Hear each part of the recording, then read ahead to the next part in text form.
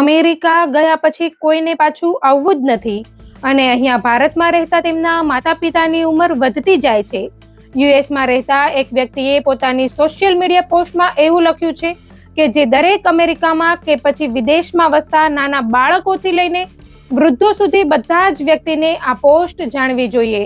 આ પોસ્ટમાં જે લખ્યું છે તે સાંભળીને કદાચ તમારા હૃદયના તાર ઝણઝણી ઉઠશે, કારણ કે આ વાત માત્ર કોઈ એક વ્યક્તિની નથી, પરંતુ વિદેશમાં વસતા લાખો ભારતીય પરિવારોની વરવી વાસ્તવિકતા છે.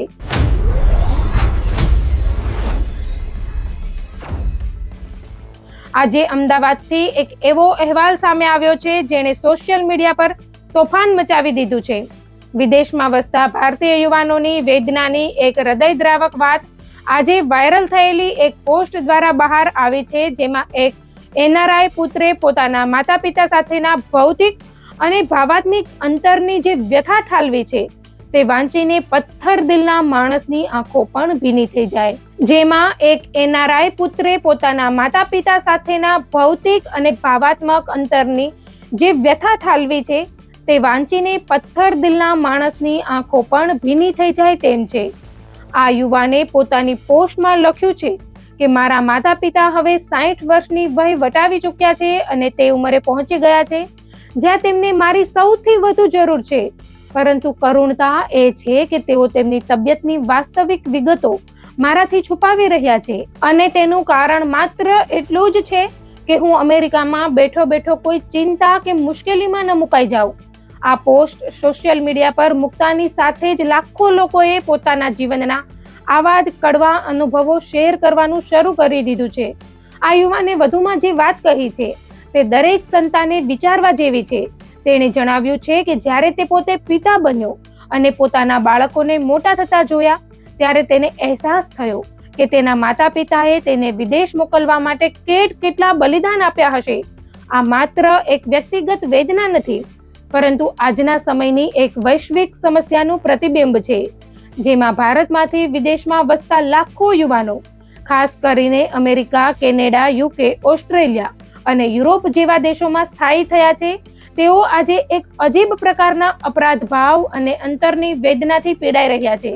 જો આપણે સરકારી આંકડાઓ પર નજર કરીએ તો ભારતમાંથી વિદેશમાં રહેતા ભારતીયોની સંખ્યા 3.5 કરોડથી પણ વધુ છે અને તેમાં સૌથી મોટો હિસ્સો ગુજરાત, પંજાબ, કેરળ અને તમિલનાડુ જેવા રાજ્યોનો છે.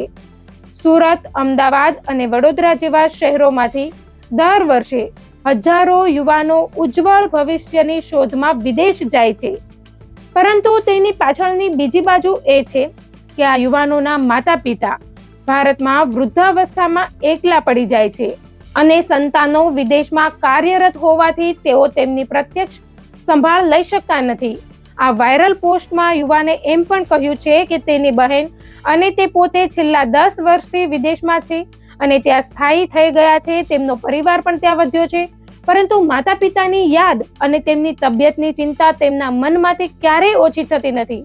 તે કહે છે કે દર અઠવાડિયે વિડીયો કોલ પર વાતો તો થાય છે, પરંતુ તે વાતો હવે તેને ખૂબ જ અધૂરી અને ઉપરછલ્લી લાગે છે, કારણ કે કેમેરાની સામે તેના માતા પિતા હસતા ચહેરે બધું બરાબર હોવાનું નાટક કરે છે, જેથી તેમનો પુત્ર તણાવમાં ન આવે. આ પ્રકારની પરિસ્થિતિ આજે દરેક બીજા ઘરમાં જોવા મળે છે. મનોવૈજ્ઞાનિકો આ ગંભીર માનસિક સ્થિતિને ઇમિગ્રન્ટ ગિલ્ટ અથવા એનઆરઆઈ અપરાધ ભાવ તરીકે ઓળખાવે છે. આ અપરાધ ભાવ પાછળનું મુખ્ય કારણ એ છે કે યુવાનો હવે પોતાના સંતાનોના ઉછેર વખતે પોતાના માતા પિતાના જૂના સંઘર્ષોને સમજી રહ્યા છે. ખાસ કરીને ગુજરાતમાં આ સમસ્યા ખૂબ જ તીવ્ર બની રહી છે. સુરતના જાણીતા મનોવૈજ્ઞાનિક ડોક્ટર રાહુલ શાહનું કહેવું છે કે જ્યારે યુવાનો વિદેશ જાય છે ત્યારે શરૂઆતમાં માતા પિતાને ખૂબ ગર્વ થાય છે કે તેમનું સંતાન સેટલ થઈ ગયું છે, પણ જેમ જેમ વર્ષો વીતે છે અને તેઓ વૃદ્ધ થાય છે તેમ તેમ એકલતા અને શારીરિક બીમારીઓ વધતી જાય છે અને પુત્રો વિદેશમાં હોવાથી તેઓ પોતાની તબિયતની સાચી વાત જણાવતા નથી. આનાથી પુત્રોમાં અપરાધ ભાવ એટલો વધી જાય છે કે તેની સીધી અસર તેમના માનસિક સ્વાસ્થ્ય અને કામ પર પડવા લાગે છે. ભારત સરકારના વિદેશ મંત્રાલયનો એક રિપોર્ટ તો ત્યાં સુધી કહે છે કે વિદેશમાં વસતા 40% વધુ ભારતીયો વર્ષમાં એક વાર પણ પોતાના માતા પિતાને મળવા આવી શકતા નથી અને કોરોના જેવી મહામારી વખતે આ સમસ્યા વધુ વિકરાળ બની હતી, જ્યારે મુસાફરી પરના પ્રતિબંધોને કારણે અનેક લોકોએ પોતાના સ્વજનોને હંમેશા માટે ગુમાવી દીધા હતા.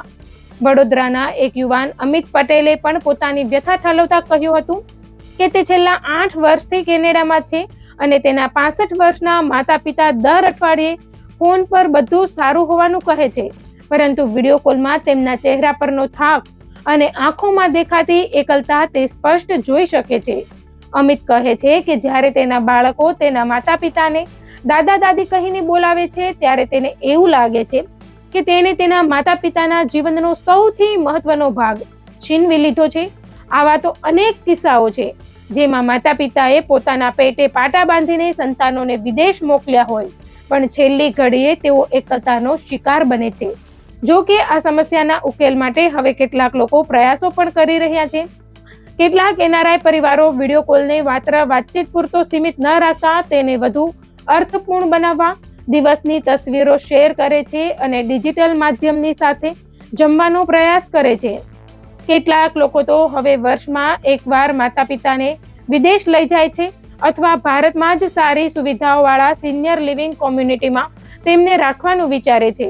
ગુજરાત સરકારે પણ આ દિશામાં સંવેદનશીલતા દાખવીને એનઆરઆઈ વેલફેર સેલ દ્વારા વૃદ્ધ માતા પિતા માટે તબીબી સહાય અને હોમ કેર જેવી યોજનાઓ શરૂ કરી છે. પરંતુ મનોવૈજ્ઞાનિકોનું માનવું છે કે આ તમામ સુવિધાઓ છતાં સંતાનોના પ્રેમની ખોટ કોઈ પૂરી શકતું નથી. આથી આ અપરાધ ભાવને સ્વીકારીને તેને સકારાત્મક ઉર્જામાં ફેરવવી જોઈએ. વધુમાં વધુ સંપર્ક રાખવો અને માતા પિતાને તેમના રોજિંદા જીવનની નાની નાની વાતોમાં પણ સામેલ કરવા જોઈએ. ભારત સરકારે પણ એવી વિઝા પોલિસી બનાવવી જોઈએ જેથી એનઆરઆઈ લોકો વારંવાર ભારત આવી શકે અને પોતાના પરિવાર સાથે સમય વિતાવી શકે.